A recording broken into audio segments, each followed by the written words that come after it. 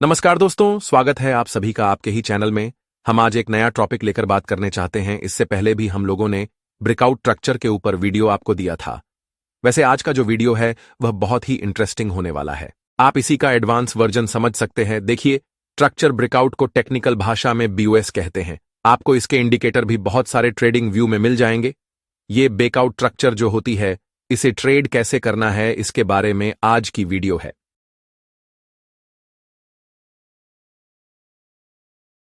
आप थोड़ा अच्छे से ध्यान से देखिए और समझने की कोशिश करें। आपको YouTube पर कहीं भी ऐसे स्ट्रैटेजी नहीं मिलेंगे। चलिए शुरू करते हैं। आज का विषय बेहद दिलचस्प है, ब्रेक ऑन ऑफ स्ट्रक्चर। चलिए सबसे पहले समझते हैं कि ये आखिर है क्या। बिल्कुल। सरल भाषा में कहें तो जब किसी चार्ट का ट्रेंड टूटता है, यानी सपोर्ट या रेसिस्टेंस लेवल पार होता है, तो उसे ब्रेक ऑन ऑफ स्ट्रक्चर कहते हैं। तो मतलब अगर प्राइस बार बार एक लेवल पर रुक रहा है और फिर अचानक उसे तोड़ देता है, तो वही ब्रेक ऑफ स्ट्रक्चर है। बिल्कुल सही पकड़ा।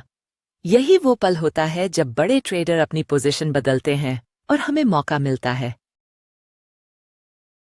लेकिन कई बार फेक ब्रेकआउट भी तो होते हैं जिनमें फंसने का खतरा होता है। इसको कैसे पहचानें? बहुत अच्छा सवाल। फेक ब्रेकआउट से बचने के लिए वॉल्यूम पर ध्यान देना चाहिए। अगर ब्रेक के साथ वॉल्यूम तेज बढ़ रहा हो तो वो असली हो सकता है।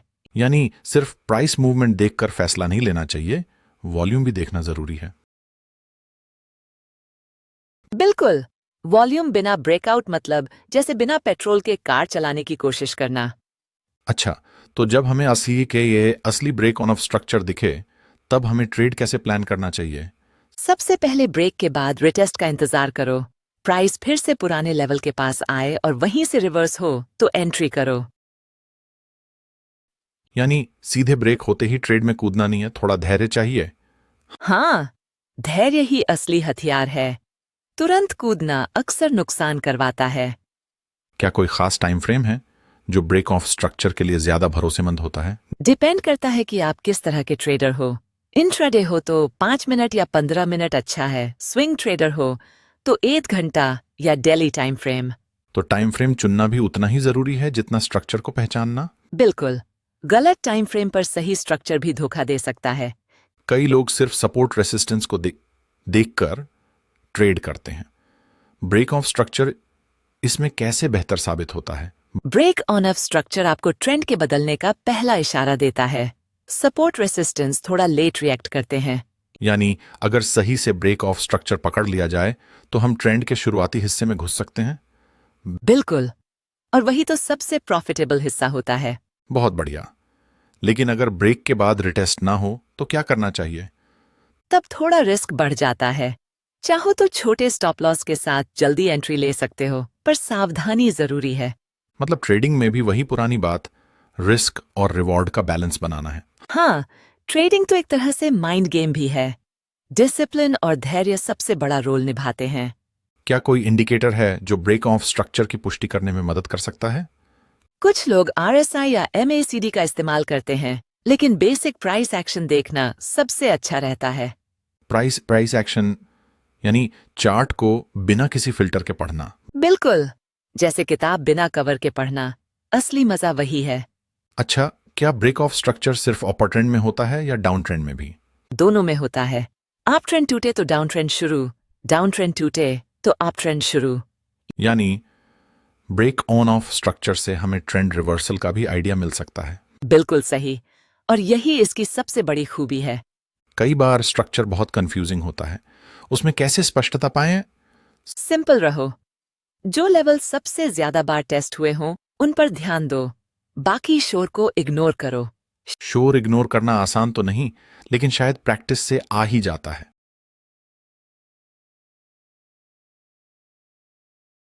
और इसमें कितनी बड़ी प्रॉफिट आप निकाल सकते हैं, इस चीजों को हम लोग यहां सीखेंगे और समझाएंगे। आप यहां लंबा बड़ा सा मूव कैसे आप कैप्चर कर सकते हैं, आपको कितने बड़े ट्रेड यहां मिल सकते हैं, इसी को समझाने के लिए यह वीडियो बनाया जा रहा है। कहीं भी मार्केट में जो स्ट्रक्चर की ब्रेकआउट होता है, जैसे ये जो स्ट्रक्चर बना है और इसका ब्रेकआउट बना, उसके बाद मार्केट ने रिवर्स किया, जैसे यहां आप देख रहे हैं, यहां एक स्ट्रक्चर बना, उसको ब्रेकआउट करने के बाद मार्केट रिवर्स किया। तो देखिए, जब रिवर्स करता है तो आपको कितने बड़े मूव मिल सकते हैं। कम से कम जहां से ये मूव चली थी यहां तक का आपको मूव मिल सकता है जहां से ये मूव चली थी। तो ये जो मूव होती है ये फिर से रीटेस्ट होता है। और इसमें देखिए कि अगर आप सही से ट्रेड पकड़ेंगे, जैसे इस कैंडल ने ये चैनल ब्रेक किया है, तो इतना बड़ा मूव आपको यहां मिला है। यहां मैंने पहले भी बताया कि आपको ये कैंडल अगर छोटा मिलता है तो आप समझ सकते हैं कि इसमें आपको कितनी बड़ी मूवमेंट मिल सकती है। कम से कम 1 या 2-3 दिन में आपको यहां से 5 से 10% का मूव मिलना आसान है। समझे, यहां से जो स्ट्रक्चर ब्रेकआउट हुई है, आप अगर इस ट्रेड को पकड़ते हैं और देखिए यहां हम लोग शॉर्ट का ट्रेड पकड़ रहे हैं और देखिए आपका स्टॉप लॉस इसी कैंडल के ऊपर है और देखिए कितना बड़ा मूव आपको दिया है। कम से कम आप देख सकते हैं रिस्क रिवर्ड के हिसाब से 5% का मूव आने वाले 5 से 7 दिनों में ये पूरे मिले हैं। कभी कभी 7 से 10 दिन भी हो सकते हैं, मगर ये लंबा मूव मिला है। आपको ट्रेडिंग स्टॉप लॉस के साथ इस ट्रेड को पकड़े रहना है। इस तरीके से ये ट्रेड चलती है। जैसे यहां पे आप ट्रेड पकड़ते हैं, आपको ट्रेलिंग स्टॉप लॉस के साथ इस ट्रेड को पकड़े रहना है। इस तरीके से ये ट्रेड चलती है। जैसे यहां पर आप देखेंगे ये जो स्ट्रक्चर यहां ब्रेक हुई है, ये छोटा सा कैंडल है और आप देखेंगे कि छोटा सा स्टॉप लॉस के साथ आप कितना बड़ा ट्रेड पकड़ सकते हैं। मैं वैसे आपको डेली टाइम फ्रेम में चीजें दिखा रहा हूं, मगर आप इसको स्मॉल टाइम फ्रेम में भी ट्रेड कर सकते हैं। देखिए यहां पे हमने इसका एसएल लगा दिया और हम लोगों को कितनी बड़ी मूव मिली है, आप समझ सकते हैं। 10%। ये स्ट्रक्चर ब्रेकआउट कितना इंपॉर्टेंट काम करता है और इससे कितना बड़ा रिवर्सल या ट्रेड करने को मिलता है, आप यकीन नहीं करेंगे जब तक आप इसको यूज नहीं करते हैं। स्ट्रक्चर ब्रेकआउट के ऊपर वीडियो मैं इस वजह से बना रहा हूं कि क्या होता है कि बहुत सारे स्ट्रैटेजी यूज करने के बाद भी कभी कभी लोगों को प्रॉफिट नहीं हो पाती है। तो आपको क्या करना है, पहले से कोई प्लानिंग नहीं करना है। जहां से वो कैंडल है उसको मार्क कर दीजिए और जैसे जैसे मार्केट उस कैंडल के पार चलने शुरू करें तो आपको उस तरफ का ट्रेड लेना होता है। देखिए इस बार फेयर वैल्यू गैप जो है इस कैंडल के बराबर था। मैं आपको इस तरीके से ट्रेड करने के लिए स्कैनर भी दिला दूंगा। हमारे टेलीग्राम चैनल से जुड़ें और अपनी ट्रेडिंग जर्नी को और भी बेहतर बनाएं। अगर चीजें आपको समझ में आए तो जरूर इस चैनल को लाइक कीजिए, दोस्तों के साथ शेयर कीजिए और सब्सक्राइब कीजिए ताकि आपके चैनल के सारे अपडेट मिलते रहें। आज का वीडियो इतना ही था। Thank you.